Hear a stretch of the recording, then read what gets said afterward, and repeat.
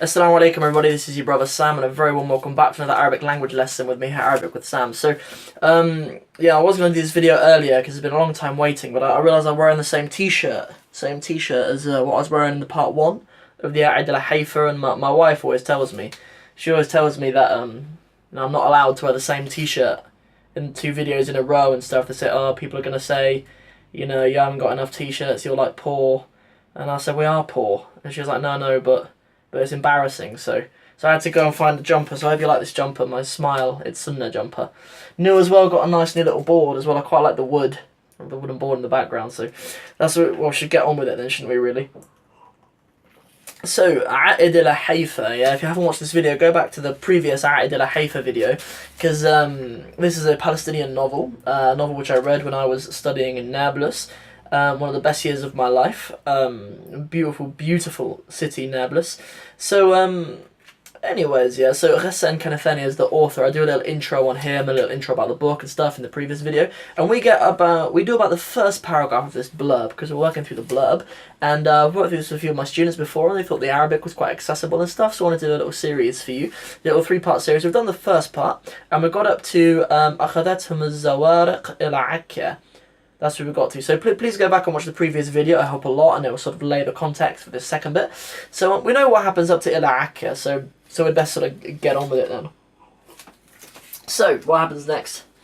So they go to Akka. Yeah, Akka is a place sort of further north on the coast from where this family came from. They came from Haifa, and yes, we know that they're forced to leave. They're forced to leave their town, and they end up taking some boats to go north. So when it says they take the Zawariq, which are the ships ila Akka, obviously it says عن طريق البحر.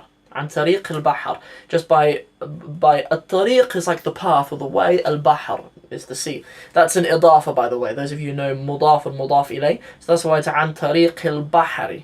Yeah, so it's tariqi because of the an, the harf jar makes the word tariq have a kasra afterwards, and al-bahr is because it's the mudaf ilay. So al-bahri. تحت الرصاص والصواريخ فحاولوا العودة لأخذ ابنهم ولكن جميع المحاولات باءت بالفشل. Oh, okay. So we know that when they escape, they try to sort of sail north. عن طريق البحر, by means of the sea. تحت الرصاص. So رصاص can literally mean lead. Yeah, رصاص, but it means bullets. Yeah. رصاص, yeah, it just means bullets. Yeah, so والصواريخ, صاروخ is a rocket, صواريخ is a plural. So they're sort of escaping under, sort of تحت means under, so under kind of the away from the chaos of the bullets and the rockets that are firing above them, basically, when they escape in this in this boat. So فحاولوا العودة. So فحاولوا, حاول, nice form 3 verb, meaning to attempt to do something or to try to do something. You could say like I tried to do something. حاولت أن, I tried to. So مثلا, for example, if you want to say something like I tried to go, حاولت أن أذهب, I tried to go. Yeah, so they tried. فحاولوا العودة.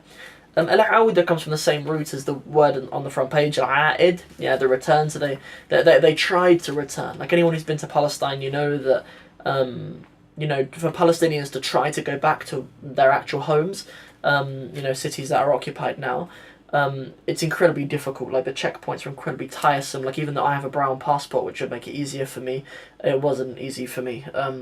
So let alone people who don't, have the privilege of having a brown passport. So anyways, yes, they try to return. Why? لأخذ. Yeah, أخذ is this verb to take. To kind of go and take back their ibn. Yeah, al-ibn. ولكن جميع المحاولات. الجميع is just the group or all of. Yeah. جميع المحاولات. So all of the muhawalat, if the verb hawala means to try to do something, muhawalat are like all of the attempts. Yeah, all of the attempts to return. Ba'at bil fashil. So that's quite a common expression. The same way that we say they result in failure or they end in failure. Yeah, ba'at bil fashil is kind of the Arabic equivalent of that. So yeah, so that's kind of what we've covered so far. So let me just read through it one more. So previously what had happened, let me just run my eyes over it in the Arabic and I'll put it in English for you. So we know that this is like a great story about the suffering of the Palestinian people that talks about a family from Haifa, a city called Haifa, I think we call it in English, who lost their son in the year 1948. I said that wrong in the past video by accident, just slip of the tongue. I said like 84 or something and people corrected me. Jazakumullahu khair for correcting me.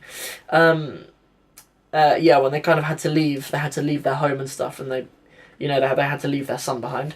They escaped by ship basically to a place called Akka or Acre, I think we call it in English. We spell it in a funny way.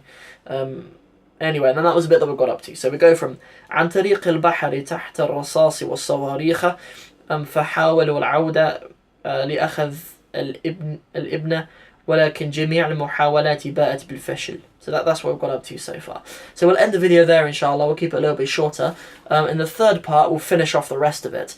Yeah, that's what we'll do, inshallah. So I just want to finish by apologising because I haven't put out a video for a little while. A lot of you know that I've been driving around the country, like I've been to Birmingham and London and Kent visiting my students and stuff, all of my online students. And those of you who have written to me requesting like private lessons, I'm just full at the moment. So but I will have some stuff coming up for you soon. I'm launching like a subscription website, like a kind of like an online academy where I can have, you know, hundreds of students perhaps. So that'll be a really nice way of me supporting a lot of you on a more kind of personal level as well, inshallah. So it'll be like £3 a month, and all of you should do it. All of you should cancel your Netflix subscriptions and pay £3 a month to get access to my very, very best Arabic language lessons and stuff. So that'll be something that'll be coming, inshallah. Not yet, it'll be on Friday, inshallah. It's launching. I've got some developers on it at the moment. But that's for a different video. So if you enjoyed this video, and I really hope you did, please don't forget to hit the like button and the share button. More importantly than that though, get in touch with me.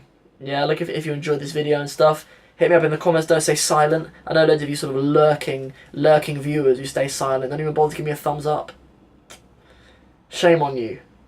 Anyways, so that's everything from me for now. Obviously, you can always email me as well, ArabicwithSam@gmail.com, or hit me up in the comments, or even go to the Instagram, the Arabic with Sam Instagram. You can hit me up on the DM as well if you're more comfortable with that. So that's everything from me for now. I hope you enjoyed this video. Assalamu alaikum wa rahmatullahi wa barakatuh.